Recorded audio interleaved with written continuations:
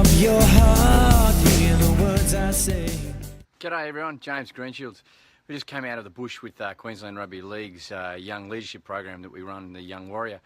And a big thing is all high-performing young people, and it was really interesting to see them. And one of the biggest things that we notice with high performers is, as is often the case, is when in the game, say they drop the ball, they miss the tackle, or they do a mistake in their mind.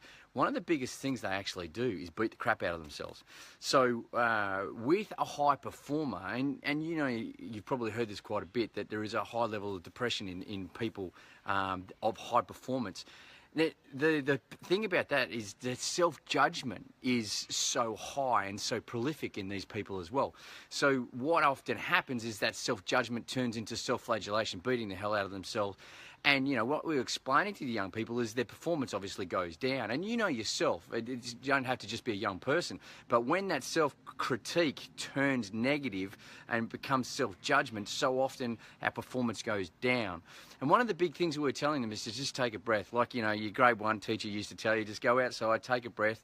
And she actually had a neurological reason for doing it, might not have known. But when you actually take a breath and breathe through your nose, you engage your parasympathetic nervous system, your rest and recovery system, which is opposite to your fight, flight, freeze, or your sympathetic nervous system. So just by taking a breath and stopping the mind movie, the mental picture, which is exaggerating how bad it was and just running it over and over and over in your head, just stopping that, putting a pause, and then refocusing and asking the question, right, where am I at? What do I now need to do? That can completely change the situation. With self-judgment, especially with young people, it kicks in really harsh when they might be a high performer, but their self-esteem and their true self-confidence is not grounded. It might be an exaggerated self-confidence or a false self-esteem, often because of external recognition constantly. And the reason why we work with Queensland Rugby League is they approached us after they had a spate of youth suicides, not of what they would normally call the demographic or at risk, but of high achievers. And so we explained to them this whole concept that self-judgment with a lack of really grounded self-esteem turns negative. So what do we do about it? Well, the first thing is to help a young person ground their self-esteem in their own balanced recognition of their performance. Listen, Mum, Dad, look at what I've done. Look at what, yeah, cool. What do you think about it? I'll never answer that question. Mum, Dad, what do you think about this? Or Dad, what do you think about... I'll never answer that question until I've got feedback from my child or from a young person that I'm working at. And that feedback, I'll ensure, is balanced. And it's not an over-critique, it's not an under-critique. It's a balanced feedback so that they understand and gauge themselves about how to actually do that for themselves.